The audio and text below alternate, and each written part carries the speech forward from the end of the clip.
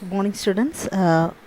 അപ്പോൾ ഇത് ചാപ്റ്റർ 2-ൽ കുറച്ച് പ്രധാനപ്പെട്ട കുറച്ച് പോസ്റ്റ്ലേറ്റ്സിനെ പറ്റി ഞാൻ പറയുകയാണ്. കാരണം ഇത് കഴിഞ്ഞിട്ട് വേണം നമുക്ക് അറ്റോമിക് സ്പെക്ട്രയിലോട്ട് പോകാൻ. അപ്പോൾ ഇതൊരു ചെറിയ വീഡിയോ ആണ്. ഇതൊരുപാട് ബൈ ഹാർട്ടൊന്നും ചെയ്യേണ്ട, കാരണം അത്രയ്ക്ക് ഇമ്പോർട്ടൻ്റ് ആയ ഒരു പാർട്ടാണ്. നമ്മൾ ഫിസിക്സിലും ഇത് പഠിക്കും. പ്രധാനമായിട്ടുള്ള കുറച്ച് ടേംസാണ്. ഇലക്ട്രോ മാഗ്നറ്റിക് റേഡിയേഷൻ, വേവ്സിനെ പറ്റിയൊക്കെയുള്ള പ്രധാനപ്പെട്ട കാര്യങ്ങൾ ഒന്ന് മനസ്സിലാക്കാനുള്ള ഇതാണ്. ഒരുപാട് നിങ്ങൾ സ്ട്രെസ്സൊന്നും എടുത്തത് പഠിക്കേണ്ട കാര്യമില്ല, ബട്ട് യു ഷുഡ് നോ. അപ്പോൾ എന്താണ് nature of electromagnetic radiation? എന്താണ് ഈ ഇലക്ട്രോ മാഗ്നറ്റിക് റേഡിയേഷൻ എന്ന് വെച്ചാൽ? ഇലക്ട്രോ മാഗ്നറ്റിക് റേഡിയേഷൻസ് എന്ന് പറഞ്ഞാൽ ലൈറ്റ് ഉൾപ്പെടെയുള്ള ഒരു ഗ്രൂപ്പ് ഓഫ് റേഡിയേഷൻ എന്ന് വെച്ചാൽ വികിരണങ്ങൾ എന്നാണ് പറയുക. അതായത് അവർ വാക്വത്തിലൂടെ മാക്സിമം സ്പീഡിൽ സഞ്ചരിക്കും. ദാറ്റ് ഈസ് 3 × 10⁸ മീറ്റർ/സെക്കൻഡ് സ്പീഡിൽ സഞ്ചരിക്കും. അതുപോലെ തന്നെ ഇപ്പോൾ വാക്വത്തിലൂടെ എന്ത് ചെയ്യുന്നു? 3 × 10⁸ മീറ്റർ/സെക്കൻഡിൽ ഇത് ട്രാവൽ ചെയ്യും. അതുപോലെ തന്നെ ഇവർക്ക് ഇലക്ട്രിക് ഫീൽഡിലും മാഗ്നറ്റിക് ഫീൽഡിലും ഇൻഫ്ലുവൻസ് ഉണ്ട്. ഇലക്ട്രിക് ഫീൽഡിൻ്റെയും മാഗ്നറ്റിക് ഫീൽഡിൻ്റെയും പ്രസൻസിൽ അവർ ഡിഫ്ലക്റ്റ് ചെയ്യും. ഓക്കെ, അപ്പോൾ നമ്മുടെ light, X-ray, gamma ray, microwave, ഇതൊക്കെയാണ് ഇലക്ട്രോ മാഗ്നറ്റിക് റേഡിയേഷൻസ്. നമ്മളതിലോട്ട് പോകും. അതിന് മുമ്പ് ആദ്യം കുറച്ച് കാര്യങ്ങൾ പഠിക്കാം. അതിൽ ഒന്നാമതായിട്ട് പഠിക്കുന്നത് ഐസക് ന്യൂട്ടനെ പറ്റിയാണ്. അദ്ദേഹം നമുക്ക് പറഞ്ഞു തന്നതാണ് കോർപ്പസ്കുലാർ തിയറി.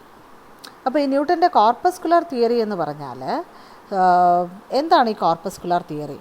അപ്പോൾ കോർപ്പസ്കുലാർ തിയറി പറയുന്നത് ലൈറ്റ്, കോർപ്പസ്കുലാർ തിയറി എന്ന് പറഞ്ഞാൽ മലയാളത്തിൽ അതിനെ കണികാ സിദ്ധാന്തമെന്ന് പറയും. നമ്മൾ ചെറിയ ക്ലാസ്സിൽ പഠിക്കും. ഇപ്പോൾ എത്രത്തോളം പഠിക്കാനുണ്ടെന്ന് എനിക്ക് നന്നായിട്ട് അറിയില്ല.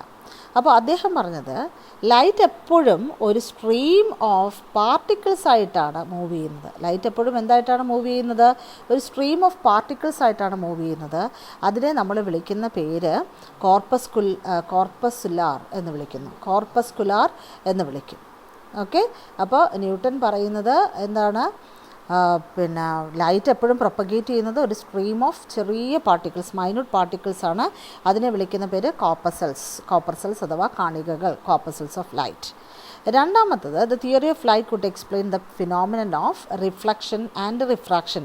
ഈ തിയറി വെച്ചിട്ട് നമുക്ക് എന്തൊക്കെ പറയാമെന്നറിയാമോ? റിഫ്ലക്ഷനും റിഫ്രാക്ഷനും പറയാം. റിഫ്ലക്ഷൻ എന്ന് പറഞ്ഞാൽ എന്താണ്? ഒരു സർഫസിൽ തട്ടി ലൈറ്റ് തിരിച്ചു പോകുന്നത്. അതുപോലെ തന്നെ റിഫ്രാക്ഷൻ എന്ന് പറഞ്ഞാൽ ഒരു പർട്ടിക്കുലർ മീഡിയം, അതായത് ഒരു വെള്ളത്തിലേക്ക്, ഇപ്പോൾ എയറിൽ നിന്ന് വെള്ളത്തിലേക്ക് ലൈറ്റ് വരുമ്പോൾ അതിൻ്റെ പാത്തിനുണ്ടാകുന്ന വേരിയേഷൻ, അതിനെയാണ് റിഫ്രാക്ഷൻ എന്ന് വിളിക്കുന്നത്. നിങ്ങളിത് കേട്ടിട്ടുണ്ടാവും. പക്ഷേ ഈ തിയറിക്ക് എന്തൊക്കെ എക്സ്പ്ലെയിൻ ചെയ്യാൻ പറ്റിയില്ല? ഡിഫ്രാക്ഷൻ, ഇൻ്റർഫറൻസ് എന്ന് പറഞ്ഞ കാര്യങ്ങൾ. ഡിഫ്രാക്ഷൻ എന്ന് പറഞ്ഞാൽ ലൈറ്റ് ഇപ്പോൾ ഒരു നിഴലുണ്ടാക്കുന്ന ഭാഗങ്ങളൊക്കെ ഉണ്ടല്ലോ, അതുപോലെ തന്നെ ലൈറ്റിൻ്റെ പാറ്റേൺസ് കാണുന്ന കാര്യമൊക്കെ നമ്മൾ പഠിക്കാറുണ്ട് ഫിസിക്സിൽ. അപ്പോൾ ഡിഫ്രാക്ഷൻ, അതുപോലെ തന്നെ ലൈറ്റ് 7 കളറായിട്ട് സ്പ്ലിറ്റ് ചെയ്യുന്ന ഡിസ്പേർഷൻ പോലെയുള്ള ഫിനോമിനൻ ഏത് തിയറിക്ക് എക്സ്പ്ലെയിൻ ചെയ്യാൻ പറ്റിയില്ല?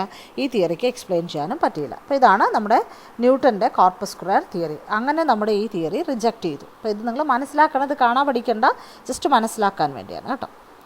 അതിനുശേഷം ഇലക്ട്രോ മാഗ്നറ്റിക് റേഡിയേഷൻസിനെ പറ്റി പുതിയ കോൺസെപ്റ്റുകളെല്ലാം തന്നെ ഉണ്ടാകാൻ തുടങ്ങി. ഇലക്ട്രോ മാഗ്നറ്റിക് റേഡിയേഷൻസിനെ പറ്റി ഞാൻ പറയില്ല. ഇലക്ട്രോ മാഗ്നറ്റിക് റേഡിയേഷൻസ് എന്ന് പറഞ്ഞാൽ ആരൊക്കെയാണ്? അവർ ഇലക്ട്രിക് ഫീൽഡിലും മാഗ്നറ്റിക് ഫീൽഡിലും അവർക്ക് ഡിഫ്ലക്ഷൻ ഉണ്ടാകുന്നു. അതുപോലെ തന്നെ ഇവർ ശൂന്യതയിലൂടെ അഥവാ വാക്വത്തിലൂടെ മാക്സിമം സ്പീഡിൽ പ്രൊപ്പഗേറ്റ് ചെയ്യുന്നു. അപ്പോൾ ജെയിംസ് ക്ലാർക്ക് മാക്സ്വെൽ എന്ന സയൻറ്റിസ്റ്റാണ് 1856 ലൈറ്റ് എപ്പോഴും സ്പേസിലൂടെ വേവ് ഫോംസിലാണ്. അപ്പം ആദ്യം ഐസക് ന്യൂട്ടൻ പറഞ്ഞത് എന്താണ്? എല്ലാം എന്തായിട്ടാണ് പോകുന്നതെന്നാണ്? കോപ്പർസെൽസ് ആയിട്ടാണ്. കോപ്പസ്കുലാർ തിയറി പറയുന്ന കോപ്പർസെൽസ് ആയിട്ടാണ് ലൈറ്റ് പോകുന്നത്. പക്ഷേ ജെയിംസ് ക്ലാർക്ക് മാർക്ക്വെൽ എന്ന സയൻറ്റിസ്റ്റ് പിന്നീട് പ്രൂവ് ചെയ്തു, അല്ല, ഇതെങ്ങനെയാണ് പോകുന്നത്? വേവ്സ് ആയിട്ടാണ് മൂവ് ചെയ്യുന്നത്. ഈ വേവ്സ് എന്താണ്? ഇലക്ട്രിക് ആൻഡ് മാഗ്നറ്റിക് ഫീൽഡിനെ അസോസിയേറ്റ് ചെയ്തിരിക്കുന്നു. Waves are associated with electric and magnetic fields. Okay, അതുകൊണ്ട് ആ വേവുകളെ എന്ത് വിളിക്കുന്നു? ഇലക്ട്രോ മാഗ്നറ്റിക് വേവ്സ് അഥവാ ഇലക്ട്രോ മാഗ്നറ്റിക് റേഡിയേഷൻസ് എന്ന് നമ്മൾ വിളിക്കുന്നു. അപ്പോൾ ഇങ്ങനെയാണ് ആദ്യം കോർപ്പസ്കുലർ തിയറി വന്നു. പക്ഷേ അതിന് ഏതൊക്കെ ഇൻ്റർഫറൻസും റിഫ്രാക്ഷനും എക്സ്പ്ലെയിൻ ചെയ്യാൻ പറ്റി. റിഫ്ലക്ഷനും റിഫ്രാക്ഷനും എക്സ്പ്ലെയിൻ ചെയ്യാൻ പറ്റി. പക്ഷേ ഇൻ്റർഫറൻസും ഡിഫ്രാക്ഷനും ഒന്നും എക്സ്പ്ലെയിൻ ചെയ്യാൻ പറ്റിയില്ല. അങ്ങനെ ആ തിയറി റിജക്റ്റ് ചെയ്തു. അപ്പോൾ ഒരിക്കലും നേരെ പോകുന്ന ഒരു വസ്തുവിന് വളഞ്ഞു പോകാൻ പറ്റത്തില്ല. അപ്പോൾ നമുക്ക് എന്ത് കിട്ടില്ല? നിഴൽ കിട്ടില്ല. അല്ലെങ്കിൽ ഡിഫ്രാക്ഷൻ പാറ്റേൺ പോലെ ഈ സർക്കുലർ ആയിട്ടുള്ള പാറ്റേൺസ് ഒന്നും കിട്ടത്തില്ല. അതുപോലെ സ്പ്ലിറ്റ് ചെയ്ത് 7 കളറാകുന്ന മഴവില്ല് പോലെയുള്ള രൂപങ്ങളൊന്നും കാണാൻ പറ്റില്ല. ഇങ്ങനത്തെയൊക്കെ ഉള്ള ഒരു കാര്യങ്ങൾ വന്നപ്പോഴാണ് നമുക്ക് എന്ത് പറ്റിയത്? അടുത്ത ജെയിംസ് ക്ലാർക്ക് മാക്സ്വെൽ എന്ന സയൻറ്റിസ്റ്റ് ഇത് കോർപ്പസൽസ് അല്ല, കണികകളല്ല, പിന്നെയോ ഈ ഇലക്ട്രോമാഗ്നറ്റിക് റേഡിയേഷൻസ് തരംഗങ്ങളായിട്ടാണ് അഥവാ വേവ്സ് ആയിട്ടാണ് സഞ്ചരിക്കുന്നത്. അതുപോലെ തന്നെ ഇതിനൊരു ഇലക്ട്രിക് ഫീൽഡും മാഗ്നറ്റിക് ഫീൽഡും ഉണ്ട്. അതുകൊണ്ടാണ് ഇത് ഇലക്ട്രിക് ഫീൽഡിലും മാഗ്നറ്റിക് ഫീൽഡിലും വ്യത്യാസം അഥവാ ഡിഫ്ലക്ഷൻ കാണിക്കുന്നത്. അങ്ങനെ അദ്ദേഹം ഇലക്ട്രോ മാഗ്നറ്റിക് റേഡിയേഷൻസ് എന്ന സങ്കല്പത്തിലെത്തി. ഇനി ഇലക്ട്രോമാഗ്നറ്റിക് റേഡിയേഷൻസിൻ്റെ പ്രധാനപ്പെട്ട സ്വഭാവങ്ങൾ: ഒന്ന്, അവർ സ്പേസിലൂടെ വേവായിട്ടാണ് സഞ്ചരിക്കുന്നത്. In the form of waves ആയിട്ടാണ് അവർ സഞ്ചരിക്കുന്നത്, അല്ലാതെ എന്തായിട്ടല്ല, കോർപ്പസൽസ് ആയിട്ടല്ല.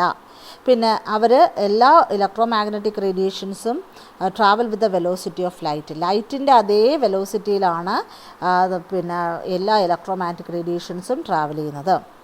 അവർക്ക് ട്രാവൽ ചെയ്യാൻ ഒരു മീഡിയവും വേണ്ട. അതായത് ശൂന്യതയായാലും മതി, അല്ലെങ്കിൽ മണ്ണായാലും വെള്ളമായാലും മതി, എല്ലാത്തിലും കൂടെ പോകും. പിന്നെ സോളിഡിലൂടെ എന്തായാലും ഇവർക്ക് പാസ് ചെയ്ത് പോകാൻ ഭയങ്കര പാടാണ്. പക്ഷേ എന്നാലും ചിലത് കടന്നു പോകും. അപ്പോൾ അവർക്ക് എന്ത് വേണ്ട? കഴിയുന്നത് ഒരു മീഡിയവും വേണ്ട. വാക്വത്തിലൂടെ അഥവാ ശൂന്യതയിലൂടെയാണ് മാക്സിമം സ്പീഡിലത് പോകുന്നത്. പിന്നെ ഈ ഓരോ ഇലക്ട്രോ മാഗ്നറ്റിക് റേഡിയേഷൻ്റെയും energy is directly proportional to its frequency. Frequency എന്ന് പറഞ്ഞാൽ എന്താണ്? ഒരു സെക്കൻഡിൽ ഉണ്ടാകുന്ന പിന്നെ വേവുകളുടെ എണ്ണം, തരംഗങ്ങളുടെ എണ്ണത്തെയാണ് എന്ത് വിളിക്കുക? ഫ്രീക്വൻസി എന്ന് വിളിക്കുക. അല്ലെങ്കിൽ ഒരു വേവിൻ്റെ ലെങ്ത്, അതിനെ വിളിക്കുന്ന പേരാണ് വേവ് ലെങ്ത്. വേവ് ലെങ്തും ഈ ഫ്രീക്വൻസിയും രണ്ടുപേരും ഓപ്പോസിറ്റാണ്. വേവ് ലെങ്തും ഫ്രീക്വൻസിയും ഇൻവേഴ്സാണ്. ഫ്രീക്വൻസിയുടെ നേരെ ഓപ്പോസിറ്റാണ് വേവ് ലെങ്ത്. അതുകൊണ്ടാണ് ആ രണ്ട് സ്വഭാവം തന്നെ പറയുന്നത്. അപ്പോൾ ഇലക്ട്രോ മാഗ്നറ്റിക് റേഡിയേഷൻ്റെ എനർജി എന്തിന് പ്രൊപ്പോർഷണലാണ്? ഫ്രീക്വൻസിക്ക് ഡയറക്ട്ലി പ്രൊപ്പോർഷണലാണ്. Energy directly proportional to frequency ആണ്. എന്നാൽ എന്താ പ്രൊപ്പോർഷണൽ അല്ല, inversely proportional to wavelength ആണ്. And inversely proportional to wavelength. ഞാൻ പറഞ്ഞല്ലോ, ജസ്റ്റ് ഇത് വായിച്ചു പോകുന്നതേ ഉള്ളൂ. കൂടുതൽ ഡീറ്റെയിൽസ് ഒന്നും വേണ്ട, നിങ്ങൾ കാണാതെ പഠിക്കുകയും വേണ്ട. ബട്ട് ഇതൊക്കെ അറിഞ്ഞിരിക്കണം, അതിന് വേണ്ടിയാണ്. അപ്പോൾ ഒരു വേവിൻ്റെ പ്രധാനപ്പെട്ട ക്യാരക്ടറിസ്റ്റിക്സ് എന്തൊക്കെയാണെന്ന് നോക്കാം. വേവിൻ്റെ സ്വഭാവങ്ങളിൽ പ്രധാനമായിട്ടുള്ളത് നോക്കൂ. Characteristics of A wave. ഒന്നാമത്തെ കാര്യം അതിൻ്റെ വേവ് ലെങ്ത്. എന്താണ് വേവ് ലെങ്ത്?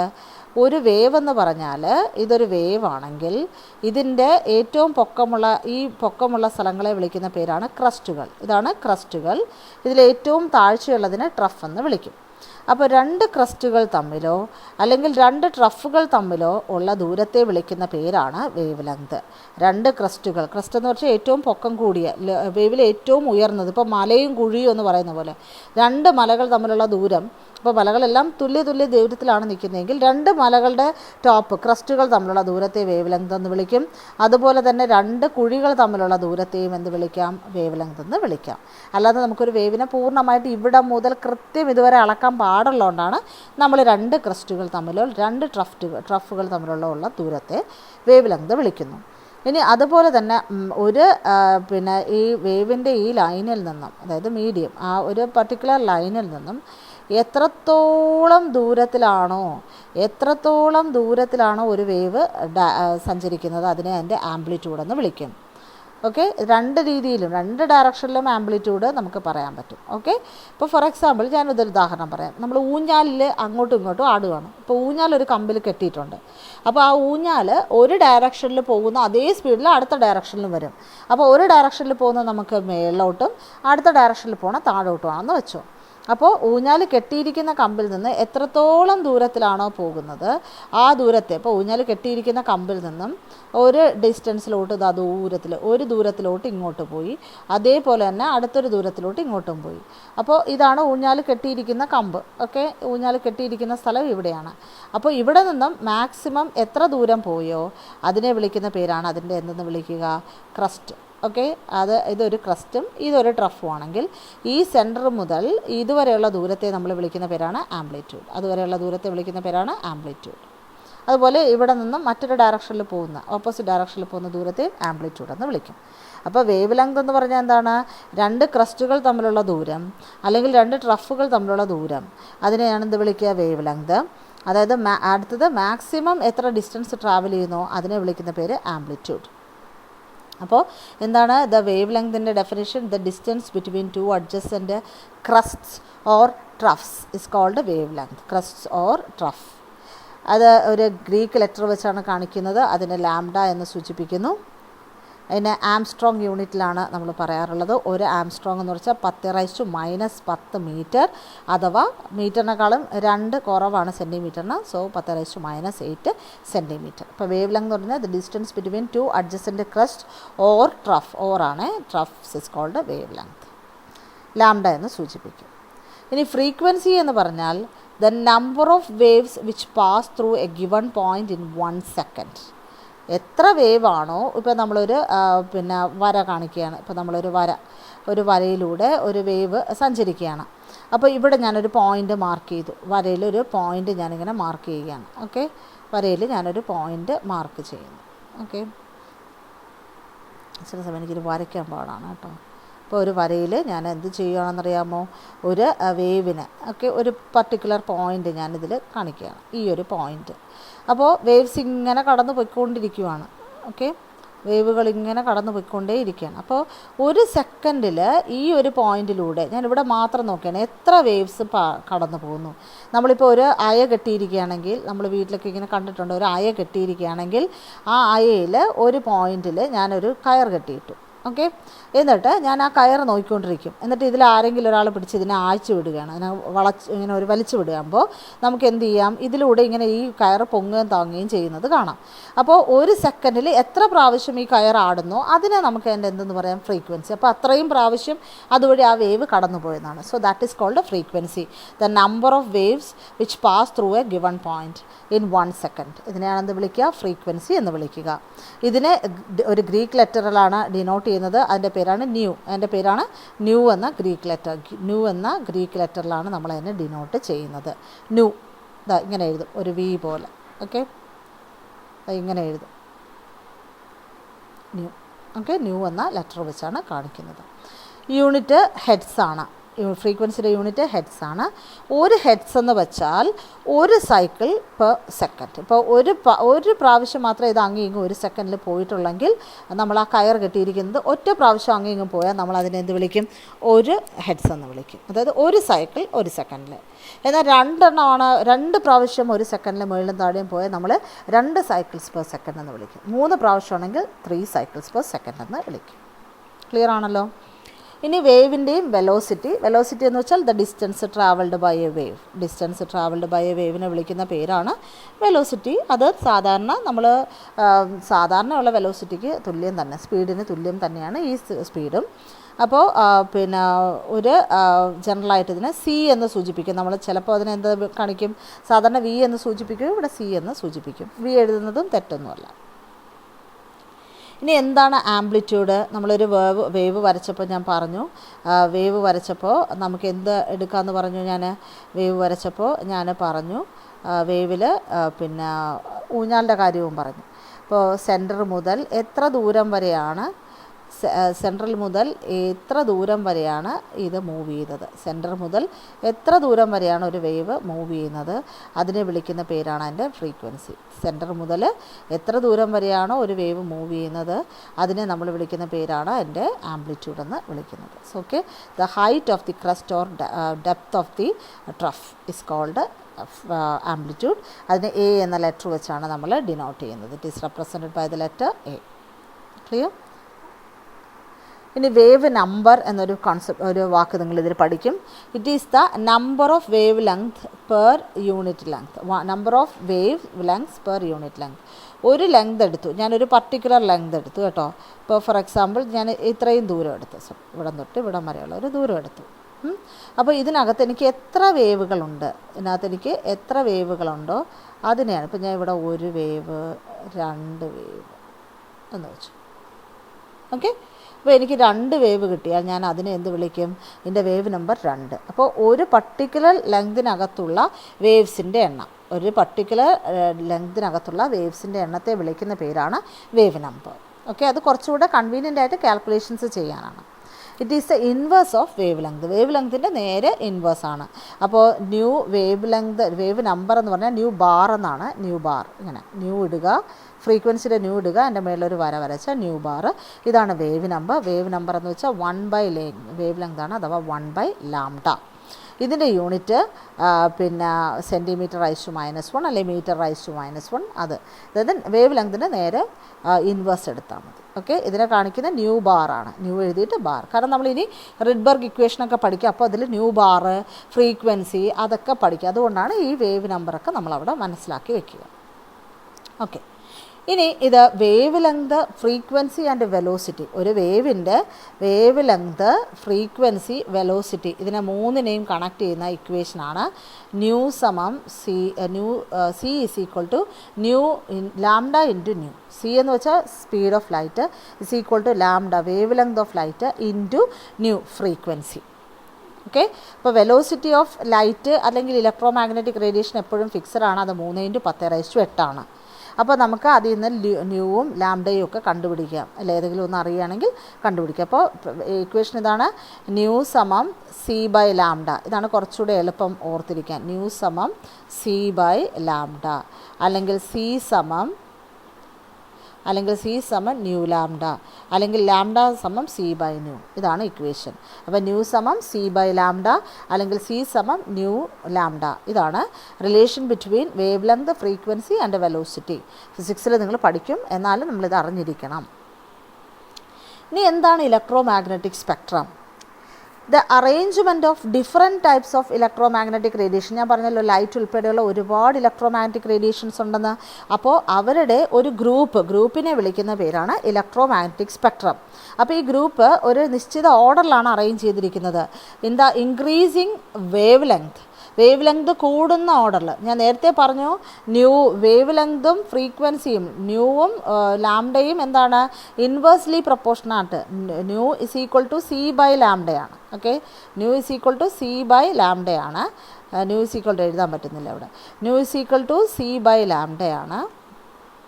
ഓക്കെ, അപ്പോൾ ന്യൂവും ലാംഡയും തമ്മിൽ എന്താണ്, സി എന്ന് പറഞ്ഞാൽ കോൺസ്റ്റൻ്റ് ആണ്, അതായത് 3×10⁸ ആണ്. അപ്പോൾ അത് നമ്മൾ നോക്കണം. ന്യൂവും ലാംഡയും വിപരീത അനുപാതത്തിലാണ്, ഇൻവേഴ്സ്ലി പ്രൊപ്പോർഷണലാണ്. അപ്പോൾ ഫ്രീക്വൻസി കൂടിയാൽ അതിൻ്റെ അർത്ഥം ലാംഡ എന്ത് ചെയ്യുന്നു, വേവ് ലെങ്ത് എന്ത് ചെയ്യുന്നു, കുറയുന്നു എന്നാണ് അർത്ഥം.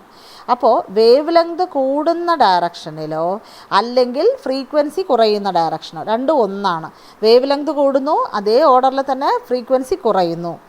അങ്ങനെയാണ് ഇലക്ട്രോ മാഗ്നറ്റിക് സ്പെക്ട്രം അറേഞ്ച് ചെയ്തിരിക്കുന്നത്. അപ്പോൾ ഇലക്ട്രോ മാഗ്നറ്റിക് റേഡിയേഷൻസിൻ്റെ ഒരു കൂട്ടത്തെയാണ് ഇലക്ട്രോ മാഗ്നറ്റിക് സ്പെക്ട്രം എന്ന് പറയുന്നത്. അതിനൊരു പർട്ടിക്കുലർ ഓർഡറിലാണ് അതിനെ അറേഞ്ച് ചെയ്തിരിക്കുന്നത്, അഥവാ അതിൻ്റെ വേവ് ലെങ്ത് കൂടുന്ന ദിശയിലോ അല്ലെങ്കിൽ ഫ്രീക്വൻസി കുറയുന്നതോ. ഓക്കെ, ഈ രണ്ടുപേരും ഒന്നാണ്. വേവ് ലെങ്ത് കൂടിയാൽ നേരെ ഓപ്പോസിറ്റാണ് ഫ്രീക്വൻസി കുറയുന്നത്. അപ്പോൾ ഇതൊക്കെയാണ് റേഡിയേഷൻസ്.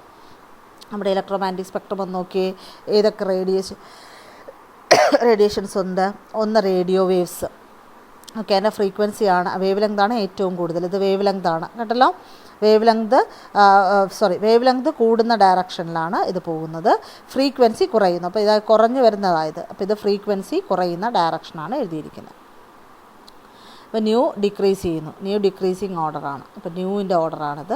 ന്യൂ 10⁻³ ആയിരുന്നു, പിന്നെ 1 ആയി 10⁻⁻. അപ്പോൾ ന്യൂ കുറയുന്നു. വേവ് ലെങ്ത് നേരെ കൂടുന്ന ഡയറക്ഷനാണ്. ഇവിടുത്തെ വേവ് ലെങ്ത് ചെറുതാണ്. ഇപ്പോൾ 10 ആണെങ്കിൽ ഇവിടുത്തെ വേവ് ലെങ്ത് 1,00,000 ആയിരിക്കും. അപ്പോൾ വേവ് ലെങ്ത് കൂടുന്ന ഡയറക്ഷനാണ്. ഓക്കെ, അപ്പോൾ frequency decreasing, wavelength increasing ഡയറക്ഷനാണ്. ഒന്നാമത്തെ റേസ്, ഏറ്റവും കൂടുതൽ വേവ് ലെങ്ത് ഉള്ളത് ആർക്കാണ്? Radio waves. അതാണ് വളരെ ദൂരത്തുനിന്ന് റേഡിയോ സംരക്ഷണമൊക്കെ നമുക്ക് കിട്ടുന്നത്. അതുപോലെ രണ്ടാമത്തെ റേസ് മൈക്രോവേവ്, ഇൻഫ്രാറെഡ്, പിന്നെ നമ്മുടെ വിസിബിൾ ലൈറ്റ്. അതിൻ്റെ അടുത്ത് കിടക്കുന്നത് ultraviolet, X-ray, gamma ray. Okay, radio waves, microwave, infrared, visible light, ultraviolet, X-ray, gamma ray. Gamma റേസാണ് ഷോർട്ട് വേവ് ലെങ്ത് വളരെ കുറവ്. Radio waves long wavelength. Lambda ഏറ്റവും വലുത് റേഡിയോ വേവ്സിനും ഏറ്റവും കുറവ് ലാംഡ ഉള്ളത് ആർക്കാണ്? ഗാമാ റേസിനുമാണ്. ഏറ്റവും കുറവ് ലാംഡ ഉള്ളത് ഗാമാ റേസിനുമാണ്. ലാംഡ ഏറ്റവും കുറവ്. ഓക്കെ, ഞാനിപ്പോൾ നേരത്തെ ഫ്രീക്വൻസി ഒന്നും അല്ലല്ല, വേവ് ലെങ്ത്തിൻ്റെ ഓർഡറാണ്.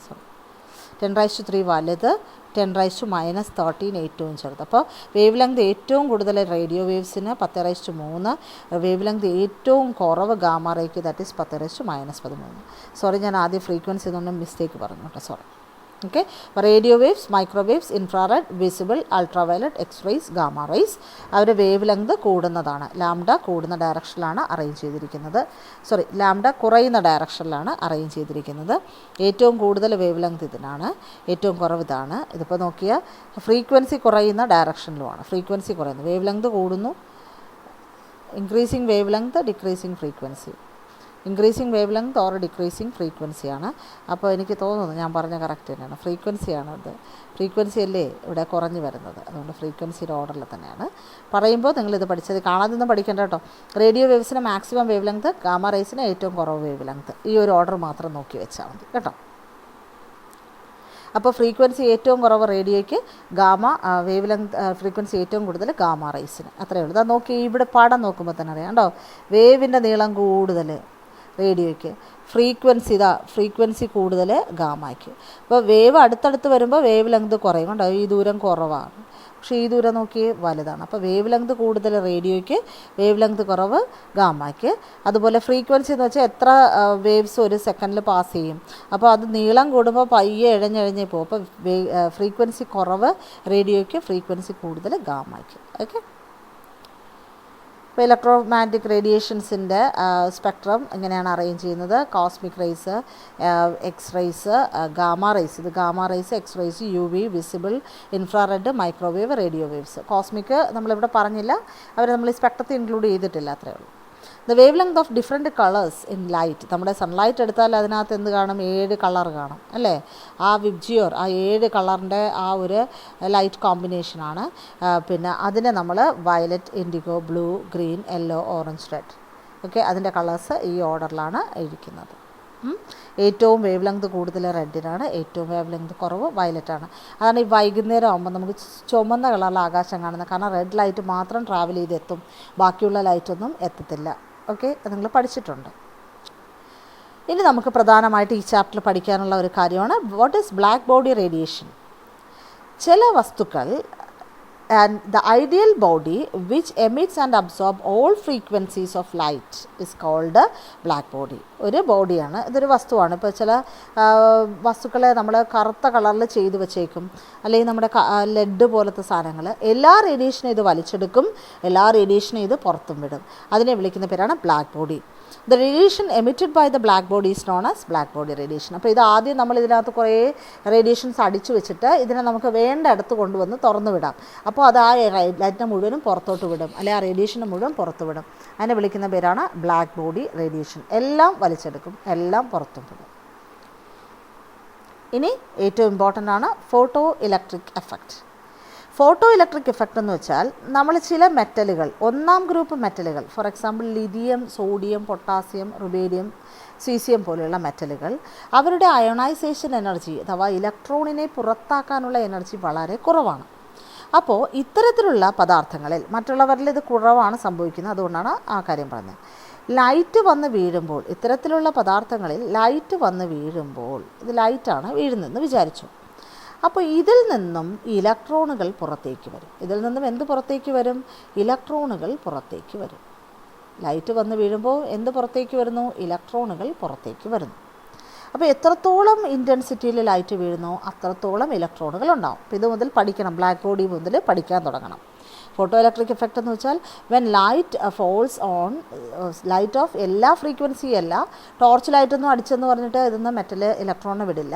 പക്ഷെ നല്ല ഇൻറ്റൻസിറ്റി ഉള്ള ചില സ്യൂട്ടബിൾ ഫ്രീക്വൻസി ഉള്ള ലൈറ്റ് ചില മെറ്റലിൻ്റെ സർഫസിൽ സ്ട്രൈക്ക് ചെയ്യുമ്പോൾ, ഇടിക്കുമ്പോൾ ഇലക്ട്രോൺസ് ആർ ഇജക്റ്റഡ്, ഇലക്ട്രോണുകൾ പുറത്തു വരുന്നു. ഈ ഫിനോമിനെ വിളിക്കുന്ന പേരാണ് ഫോട്ടോ ഇലക്ട്രിക് എഫക്റ്റ്. ഇത്തരത്തിൽ പുറത്തു വരുന്ന ഇലക്ട്രോൺസിനെ വിളിക്കുന്ന പേരാണ് ഫോട്ടോ ഇലക്ട്രോൺസ്. അപ്പോൾ when light of certain frequency fall on metal, the metal will eject electrons or electrons are ejected. ejected എന്ന് വെച്ചാൽ പുറത്തേക്ക് വിടുക. ഈ ഫിനോമിനെ വിളിക്കുന്ന പേരാണ് ഫോട്ടോ ഇലക്ട്രിക് എഫക്റ്റ്. ഇത് കണ്ടുപിടിച്ചത് ഹെൻറിച്ച് ഹെറ്റ്സ് ആണ്. ഇത്തരത്തിൽ പുറത്തു വരുന്ന ഇലക്ട്രോൺസിനെ ഫോട്ടോ ഇലക്ട്രോൺസ് എന്ന് വിളിക്കും. ഇതിനെ നമ്മളൊരു വയറിലൂടെ കടത്തി വിട്ടാൽ നമുക്ക് ഇലക്ട്രിസിറ്റി കിട്ടും. അതാണ് ഫോട്ടോ ഇലക്ട്രിക് എഫക്റ്റ്. ഇനി ഇതിൻ്റെ പ്രധാനപ്പെട്ട ആസ്പെക്റ്റുകൾ എന്തൊക്കെയാണ്?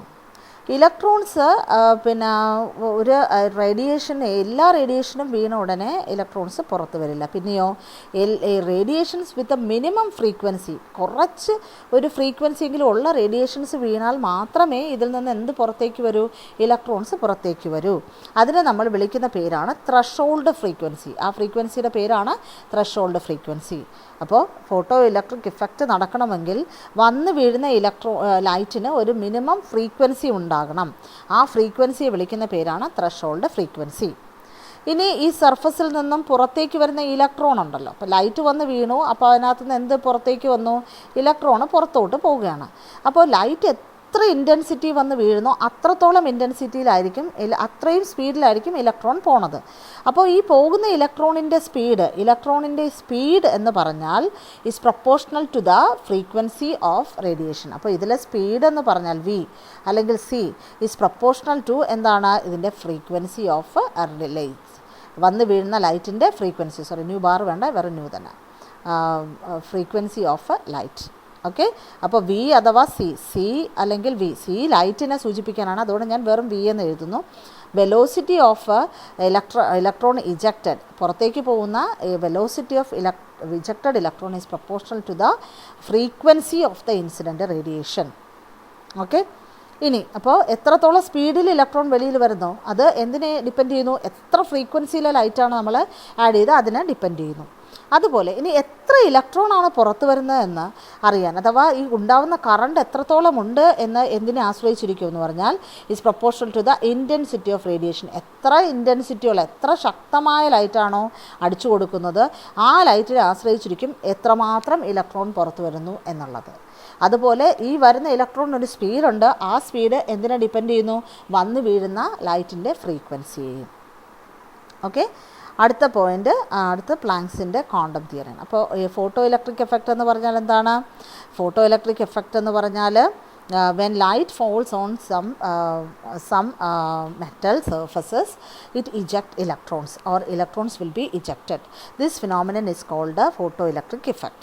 അപ്പോൾ ഫോട്ടോ ഇലക്ട്രിക് ഇഫക്റ്റ് നടക്കണമെങ്കിൽ the light which falls on the metal surface should have a minimum frequency and that frequency is called threshold frequency. രണ്ടാമത്തെ point, the kinetic energy of the ejected electron is directly proportional to the frequency of the radiation. Okay, and the number of electrons ejected is proportional to the intensity of light or radiation. Okay, രണ്ടാമത്തെ theory photo electric effect. അപ്പോൾ black body പഠിച്ചു, അത് എല്ലാത്തിനെയും absorb ചെയ്യും, എല്ലാത്തിനെയും emit ചെയ്യും. അങ്ങനെ പുറത്ത് വരുന്ന റേഡിയേഷൻസിനെ ബ്ലാക്ക് ബോഡി റേഡിയേഷൻ എന്ന് വിളിക്കും. രണ്ടാമത്തത് photo electric effect. Photo electric effect എന്ന് പറഞ്ഞാൽ എന്താണ്? ലൈറ്റ് ചില മെറ്റൽസിൻ്റെ സർഫസിൽ വീഴുമ്പോൾ the metal will eject electrons, അതിനെ വിളിക്കുന്ന പേര് ഫോട്ടോ ഇലക്ട്രോൺസ്. അപ്പോൾ അതെന്തിനെയൊക്കെ? ത്രഷോൾഡ് ഫ്രീക്വൻസി ഉള്ള ലൈറ്റായിരിക്കണം ഫോൾ ചെയ്യേണ്ടത്. രണ്ടാമത് ദ ഇൻറ്റൻസിറ്റി ഓഫ് ലൈറ്റ് അനുസരിച്ചിരിക്കും the number of electrons given out. And third point, the speed of electrons depend on the frequency of light. മൂന്നാമത്തെ തിയറിയാണ് planks quantum theory. ഈ theory പറയുന്നത് നമ്മുടെ corpuscular theory പറഞ്ഞതുപോലത്തെ കുറച്ച് കാര്യങ്ങൾ ഇവിടെ വരും, ന്യൂട്ടൺ പറഞ്ഞ കുറേ കാര്യങ്ങൾ ഇവിടെ വരും. അപ്പോൾ ഇദ്ദേഹം പറയുന്നത്, ക്വാണ്ടം തിയറി പറയുന്നത്, റേഡിയൻ്റ് എനർജി, റേഡിയേഷൻ അഥവാ എനർജി, പിന്നെ ക്വാണ്ടം തിയറിയിൽ പറയുന്നത് എനർജി ഒരിക്കലും പുറത്തോട്ട് വിടുകയോ എടുക്കുകയോ ചെയ്യുന്നത് കണ്ടിന്യൂസ് ആയിട്ടല്ല, പിന്നെയോ ഡിസ്കണ്ടിന്യൂസ് ആയിട്ടാണ്. ലൈറ്റ് അല്ലെങ്കിൽ ഏത് ഫോം ഓഫ് എനർജി ആയാലും പുറത്തേക്ക് വിടുന്നത് എങ്ങനെയായിട്ടല്ല? Energy is emitted or absorbed not continuously, continuous ആയിട്ടല്ല എനർജി പുറത്ത് വിടുന്നത്, പിന്നെയോ ആസ് ഡിസ്കണ്ടിന്യൂസ് ആയിട്ടാണ്. As packets of energy, small packets of energy, അതിനെ വിളിക്കുന്ന പേരാണ് ക്വാണ്ട. ഓക്കെ, അപ്പോൾ നമ്മളിപ്പോൾ ഒരു പൈപ്പ് തുറന്ന് വെച്ചിരിക്കുകയാണ്. അപ്പോൾ പൈപ്പ് തുറക്കുമ്പോൾ നമ്മൾ നോക്കുമ്പോൾ പൈപ്പിൽ നിന്ന് അങ്ങനെ ഭയങ്കര സ്പീഡിലാണ് വെള്ളം വരുന്നത്. അപ്പോൾ നമുക്ക് തോന്നുന്നു ഒരു വര പോലെയാണ് വെള്ളം വരുന്നത്, കണ്ടിന്യൂസ് ആയിട്ട് വരുന്നതെന്ന് തോന്നും. അപ്പോൾ പക്ഷേ പൈപ്പിൽ വെള്ളം കുറവുള്ളപ്പോൾ നിങ്ങൾ നോക്കിയേ, പൈപ്പ് വെള്ളം എങ്ങനെയാണ് വരുന്നത്? തുള്ളി തുള്ളി തുള്ളി തുള്ളി, പിന്നെ അത് ഇത്തിരി കൂടെ ഫാസ്റ്റ് ആകുമ്പോൾ തുള്ളികൾ ചേർന്ന് വരും. ഇതുപോലെയാണ്. അപ്പോൾ ലൈറ്റ് എപ്പോഴും പുറത്ത് വിടുകയോ എടുക്കുകയോ ചെയ്യുന്നത് കണ്ടിന്യൂസ് ആയിട്ടല്ല, പിന്നെയോ ഡിസ്കണ്ടിന്യൂസ് ആയിട്ടാണ്, കണ്ടിന്യൂസ് അല്ലാതായിട്ടാണ്. As small packets of energy. അപ്പോൾ ഈ ചെറിയ ചെറിയ പാക്കറ്റുകൾ ചേർന്ന് ഇത് നോക്കിയേ, ഇപ്പോൾ നമ്മൾ നോക്കിക്കഴിഞ്ഞാൽ ചെറിയ ചെറിയ പാക്കറ്റുകൾ, ഇപ്പോൾ ഫോർ എക്സാമ്പിൾ ഇപ്പോൾ ചെറിയ ചെറിയ പാക്കറ്റുകളെന്ന് വെച്ചാൽ നോക്കൂ, ചെറിയൊരു പാക്കറ്റ് ഓഫ് എനർജി, പിന്നെ അടുത്തൊരു പാക്കറ്റ് ഓഫ് എനർജി, അടുത്തൊരു പാക്കറ്റ് ഓഫ് എനർജി, ഇങ്ങനെ പാക്കറ്റുകൾ ഇങ്ങനെ ചേർന്നാണ് നമുക്ക് വരുന്നത്. അപ്പോൾ നമുക്ക് നോക്കുമ്പോൾ എന്ത് ചെയ്യും, അവർ കണ്ടിന്യൂസ് ആയിട്ട് വരുന്നതായിട്ട് തോന്നും. ഓക്കെ, അപ്പോൾ radiant energy is not emitted or absorbed continuously but as small packets of energy called quanta. അതുപോലെ ഈച്ച് പാക്കറ്റ് ഓഫ് എനർജി അഥവാ each quanta is associated with the amount of energy. ഇപ്പോൾ full ലൈറ്റിൻ്റെ energy ചെറിയ energy ആയിട്ടാണ് split ചെയ്തിരിക്കുന്നത്. അപ്പോൾ ലൈറ്റിൻ്റെ ഈ ക്വാണ്ടം എനർജിയെ നമ്മളെന്ത് വിളിക്കുക, ഫോട്ടോൺ എന്നാണ് വിളിക്കുക. ഈ ഈച്ച് പാക്കറ്റിനും എന്തുണ്ട്, ഒരു ഡെഫിനിറ്റ് എമൗണ്ട് ഓഫ് എനർജി എന്ന് വിളിക്കും. ലൈറ്റിൻ്റെ ക്വാണ്ടയെ വിളിക്കുന്ന പേര് ഫോട്ടോൺ എന്ന് ആണ്. The amount of energy associated with the quantum of radiation is proportional to the frequency of radiation. അപ്പോൾ എനർജി എന്ന് പറഞ്ഞാൽ എന്തിന് പ്രൊപ്പോഷണലാണ്, ഫ്രീക്വൻസിക്ക് പ്രൊപ്പോഷണലാണ്. എനർജി ഓഫ് ഇലക്ട്രോൺസ് ഇജക്റ്റഡും എന്തിന് പ്രൊപ്പോഷണലായിരുന്നു, ഫ്രീക്വൻസിക്ക് പ്രൊപ്പോഷണൽ തന്നെയായിരുന്നു. ഇവിടെ പ്ലാങ്ക് അതിനെ ഒരു ഇക്വേഷൻ ഫോമിലാക്കി, അഥവാ E proportional to nu, energy proportional to frequency, അഥവാ E is equal to h into nu. H എന്ന് പറഞ്ഞാൽ എന്താണ് ഇവിടെ, h is called Planck's constant. പ്ലാങ്കിൻ്റെ ഒരു കോൺസ്റ്റൻ്റാണ്. ഈ പ്രൊപ്പോഷണൽ ടു ന്യൂ ആണ്, അഥവാ E is equal to proportionality മാറ്റാൻ ഒരു കോൺസ്റ്റൻ്റ് ഇട്ടു, ആ കോൺസ്റ്റൻ്റാണ് എച്ച്. ഈ സമം എച്ച് ഇൻറ്റു ന്യൂ. എച്ചിനെ പ്ലാങ്ക്സ് കോൺസ്റ്റൻ്റ് എന്ന് വിളിക്കും. അത് 6.626 × 10⁻⁻34 ജൂൾ സെക്കൻഡാണ്. പക്ഷെ നമുക്കറിയാം ന്യൂ എന്ന് പറഞ്ഞാൽ എന്താണ്, നമ്മൾ നേരത്തെ പഠിച്ചു വെച്ചിട്ടുണ്ട്. ന്യൂ എന്ന് പറഞ്ഞാൽ എന്താണ്, c/λയാണ്. വേവ് ലെങ്തും എനർജിയും അതുപോലെ വേവ് ലെങ്തും വെലോസിറ്റിയും ഫ്രീക്വൻസിയും തമ്മിലുള്ള ഒരു ഇക്വേഷൻ നമ്മൾ പഠിച്ചതാണ്. അതായത് ന്യൂ സമം എന്താണ്, c/λയാണ്. അപ്പോൾ ന്യൂവിന് പകരം എനിക്കിവിടെ എന്തിടാം, c/λ. ദാറ്റ് ഈസ് ഇ സമം h × c/λ. ഓക്കെ, പക്ഷേ c/λയെ ഞാൻ എന്ത് വിളിക്കും, ന്യൂ എന്ന് വിളിക്കും. സോ ഈ സമം h × c/λ ഇതൊരു ഇക്വേഷൻ, അല്ലെങ്കിൽ ഈ സമം h × ന്യൂ. ഓക്കെ, രണ്ട് ഇക്വേഷനുമായി. അതുപോലെ തന്നെ പ്ലാങ്ക് പറഞ്ഞു എനർജി എമിറ്റ് ചെയ്യുകയോ അബ്സോർബ് ചെയ്യുകയോ ചെയ്യുന്നത് എങ്ങനെയാണ്, 1, 2, 3, 4 ക്വാണ്ടയായിട്ടാണ്. അതായത് ഈ സമം n × h ന്യൂ. n എന്ന് പറഞ്ഞാൽ എത്രയാണ്, 1 quanta, 2 quanta, 3 quanta. n is 1, 2, 3, 4 etc. n is equal to 1, 2, 3 മുതലായവ. ഓക്കെ, ഇതാണ് പ്ലാങ്കിൻ്റെ ക്വാണ്ടം തിയറി. ഇപ്പോൾ പ്ലാങ്ക്സ് ക്വാണ്ടം തിയറി പറഞ്ഞത് radiant energy is not emitted or absorbed continuously but as discontinuously as called packets of energy called quanta. ലൈറ്റിൻ്റെ ക്വാണ്ടയെ photon എന്ന് വിളിക്കും. And the amount of energy, എല്ലാ ക്വാണ്ടയ്ക്കും ഒരു പർട്ടിക്കുലർ എമൗണ്ട് ഓഫ് എനർജി ഉണ്ട്. And that energy is proportional to the frequency of radiation. അപ്പോൾ ഏത് റേഡിയേഷൻ എടുക്കുന്നോ അതിൻ്റെ എനർജി, ഇപ്പം ലൈറ്റിൻ്റെ എനർജി പോലെയല്ല UV ലൈറ്റിൻ്റെത്, അതിൻ്റെ എനർജിക്ക് വ്യത്യാസമുണ്ട്. കാരണം അതിന് ഫ്രീക്വൻസി കൂടുതലാണ് ലൈറ്റിനേക്കാളും. അപ്പോൾ അത് വീഴുമ്പോൾ കുറേ കൂടെ നമുക്ക് പൊള്ളും. പറയത്തില്ലേ UV ലൈറ്റ്സ് നമ്മുടെ ദേഹത്ത് കൊള്ളരുതെന്ന്, കാരണം ലൈറ്റിനേക്കാളും പൊള്ളൽ കൂടുതലായിട്ട് UVക്ക് പറ്റും. മനസ്സിലായോ? അപ്പോൾ ഫ്രീക്വൻസി കൂടുന്ന ആളുകൾ, ഫ്രീക്വൻസി കൂടും തോറും അതിൻ്റെ എന്ത് കൂടും, എനർജിയും കൂടും. That is E proportional to nu. അപ്പോൾ പ്രൊപ്പോർഷണാലിറ്റി മാറ്റാൻ പ്ലാങ്ക് ഒരു കോൺസ്റ്റൻ്റ് ഇട്ടു, ദാറ്റ് ഈസ് ഇ സമം h × ന്യൂ. എച്ചിനെ പ്ലാങ്ക്സ് കോൺസ്റ്റൻ്റ് എന്ന് വിളിക്കും. അതിൻ്റെ വാല്യൂ 6.626 × 10⁻⁻34 ജൂൾ സെക്കൻഡ്. പക്ഷേ നമുക്കറിയാം, നമ്മൾ വേവിനെ പഠിച്ചപ്പോൾ ന്യൂ സമം c/λ എന്ന് പഠിച്ചു. c വെലോസിറ്റി അഥവാ സ്പീഡ്, λ വേവ് ലെങ്ത്. അപ്പോൾ നമ്മൾ ആ ഇക്വേഷൻ ഇവിടെ ഇട്ടു. അപ്പോൾ ഈ സമം h × c/λ, ന്യൂവിന് പകരം c/λ, അല്ലെങ്കിൽ ഈ സമം h ന്യൂ എന്ന് എഴുതിയാലും മതി. അടുത്ത സ്റ്റെപ്പായിട്ട് ഞാൻ എന്ത് ചെയ്തു, പ്ലാങ്ക് പറഞ്ഞു ഈ എനർജി എമിറ്റ് ചെയ്യുകയും അബ്സോർബ് ചെയ്യുകയും ചെയ്യുന്നത് whole numbers of this h nu ആയിട്ടാണ്. Whole number multiples of this h nu ആണ്. അതായത് 1 h ന്യൂ, 2 h ന്യൂ. അപ്പോൾ ഈ സമം n/h ന്യൂ എന്ന് ഇട്ടു. ഓക്കെ, അപ്പോൾ ഇത്രയും കാര്യങ്ങളാണ് ഞാൻ ഈ ഒരു വീഡിയോയിൽ പറയുന്നത്. ഇതിൽ നിങ്ങൾ പഠിക്കാനായിട്ട് ആകെ നിങ്ങൾക്കുള്ളത് ഒരു വേവിൻ്റെ സ്വഭാവം എന്താണ്, ഫ്രീക്വൻസി, ആംപ്ലിറ്റ്യൂഡ്, വേവ് ലെങ്ത്, അത് നിങ്ങൾ ഫിസിക്സിൽ പഠിക്കും. നിങ്ങൾ അതുകൊണ്ട് അതിവിടെ കാണാതെ പഠിക്കണമെന്നില്ല, അത് നമുക്ക് ചോദിക്കാറുമില്ല. പക്ഷേ ന്യൂ സമം c/λ ഇക്വേഷൻ ഒന്ന് നോക്കി വെക്കണം. പിന്നെ അത് കഴിഞ്ഞ് നിങ്ങൾ പഠിക്കേണ്ടത് ബ്ലാക്ക് ബോഡി റേഡിയേഷൻ എന്താണെന്ന് മനസ്സിലാക്കി വെക്കും. പിന്നെ അതുപോലെ തന്നെ ഫോട്ടോ ഇലക്ട്രിക് എഫക്റ്റ് എന്താണെന്ന് പഠിക്കുക, പിന്നെ പ്ലാങ്കിൻ്റെ ക്വാണ്ടം തിയറി. കാരണം ഇത് ഇത്രയും പഠിച്ചാലേ നമുക്ക് എന്ത് ചെയ്യാൻ പറ്റൂ, അടുത്ത സ്റ്റെപ്പായ നമ്മുടെ അറ്റോമിക് സ്പെക്ട്രയിലോട്ട്, അതിൻ്റെ അബ്സോർപ്ഷൻ ആൻഡ് എമിഷൻ സ്പെക്ട്രത്തിലോട്ടും മറ്റും പോകാൻ പറ്റും. അപ്പോൾ ഇത് ഒരുപാട് നിങ്ങൾ കാണാൻ പഠിക്കേണ്ട, ടീച്ചർ കുറച്ച് നോട്ടേ തരുള്ളൂ, ആ നോട്ട്സ് മാത്രം പഠിച്ചാൽ മതി. ഓക്കെ, അപ്പോൾ ഇതാണ് നമുക്ക് പ്രധാനമായിട്ട് ഉള്ളത്. ക്ലിയർ?